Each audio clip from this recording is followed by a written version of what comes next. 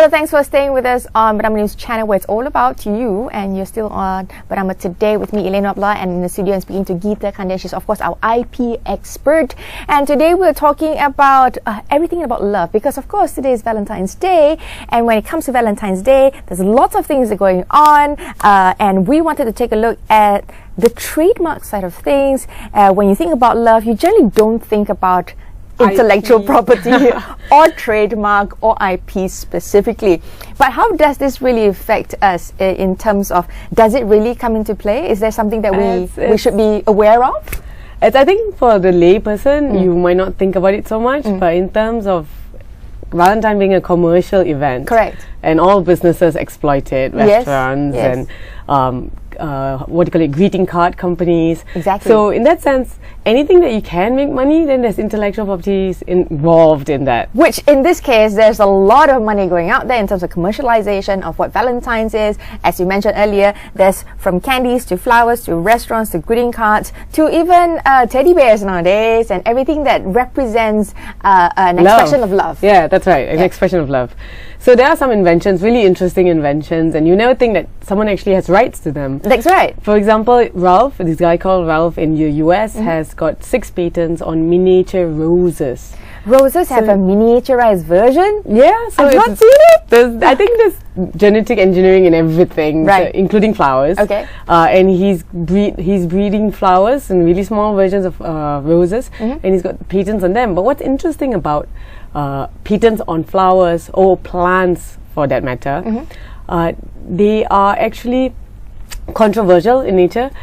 Some countries, and Malaysia included, doesn't allow patents for plants. I see. So, why is that? So they are considered to be natural occurring products, right, or elements of life. Even though it's genetically bred? Yeah, so the process of having it done, the genetic engineering process can be patented. The process can be patented. Okay. But the end result, that plant is naturally occurring, or it's a flora and fauna that nature has. It's alive on its own, essentially. Correct. So that the end product can't be protected by patents. Okay. But you can have another mechanism. So then there's called a New Plant Variety Act. In Malaysia, you can protect and have rights. The breeder can have rights on the end result, but through the New Plant Variety Act. Okay. And that gives protection for a certain number of years. Right. Okay. Yeah. But that's different from what is available in countries that allow it. Correct. So this is in the US. So this guy has patented it in the US. So some countries allow it, and that's interesting. So you monopolize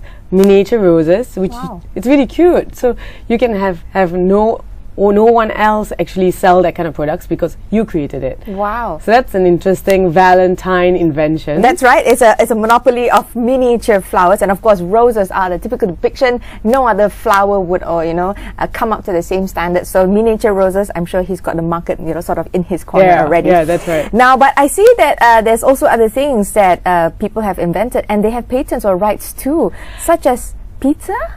Yeah, again, this is in the US, right, so it's really depending how creative one can get, but it's a pepperoni heart-shaped pizza. There you go. And it's also heart-shaped, I don't know, heart-shaped pepperoni. Besides the bread batter itself being heart-shaped as well. Yeah. So that wouldn't be a patent so much. It would be a design. The shape of the pizza is protected by design rights. Right. So the thing about design rights, it doesn't have to be an amazing idea, but it's new in the market. Yeah. So it has to be new, then you can protect it. And that's a great Valentine dinner that you can go for. Pepperoni. So is that something that can be protected here, or is it applied? It has to be new worldwide. So the fact that it's already protected in the US means it's no longer new worldwide. Okay. But that heart shape could be in various other elements. It could be chocolates. It could be Hershey's Kisses has got the teardrops protected. Right. So it could be various other elements. But if it's already existing in another part of the country, then you can't have it protected in Malaysia. Right. Okay. So yes, we can see here we have pendants actually that has come out. You have heart-shaped pendants that are... That's very common, heart-shaped pendants. There's heart-shaped rings, so a lot of jewelry with heart shapes in it. And if it's new, so if you're the first in the market to go and design it and protect it, then you have rights. But right now it would be quite difficult because there are a lot of heart-shaped pendants around. So if you go to the intellectual property office and say you want to protect a heart-shaped pendant, they might refuse, saying that it's not new. I see. Okay, but is there a somebody owning the patent or the trademark for the heart-shaped pendant already? The design are in the US. Okay. So in Malaysia, I'm not sure. We actually have to do a search, but they may have one. So designs last for 25 years. So you also can't have it for life. Okay. So if they do, then it'll expire after a certain number of years. And usually it's all the jewelry company who protects their designs. We see this so often or so commonly. I don't think it's protected in that sense, because everybody will make some sort of a heart-shaped something, pendant or ring or jewelry and stuff like that. But yes, it can be, like you mentioned, protected. And how much of it's protected is also interesting, because sometimes it's not just the heart shape, it's the way the stones are carved, or the way stones are set in the pendant itself. Right. So that design might be not just the shape itself, because that might be not unique anymore. Correct. Yeah. So there are other ways for you to creatively create a new design, which comes to the next one. We're talking about greeting cards and a Romanian greeting card. And you would imagine that, you know, typical greeting cards will just be you have a card and you have the picture of a heart, or you have a cutout of a heart.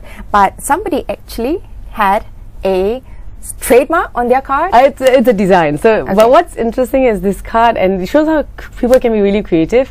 The card has elements in the card that you can put your hair clip, you can kiss the card in a certain part, so your lipstick appears. Right. So for your loved one, it makes it look more unique. Yes. And elements of it that you can actually put as your scent, or the perfume you're using. Wow.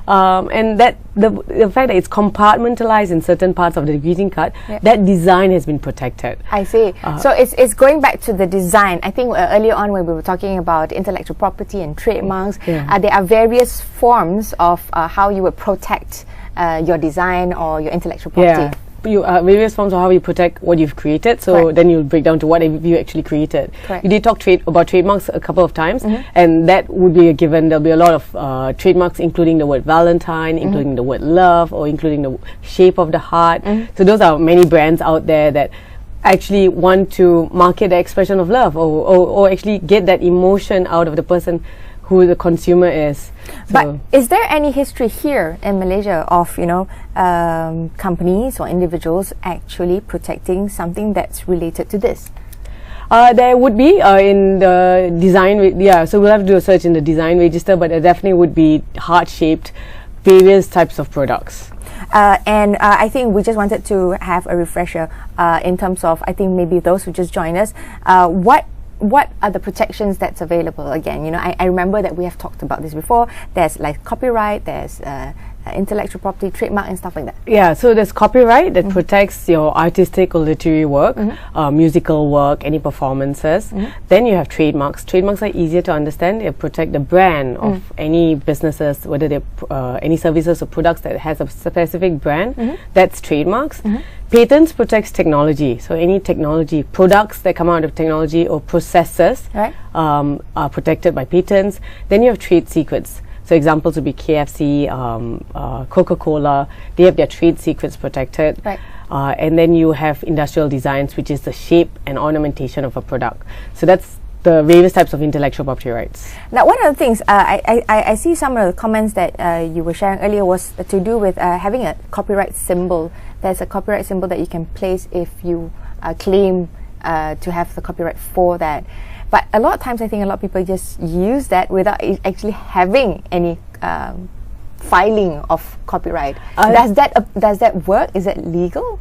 Interesting, actually. So the copyright symbol and applies to all the greeting cards that you see. Yes.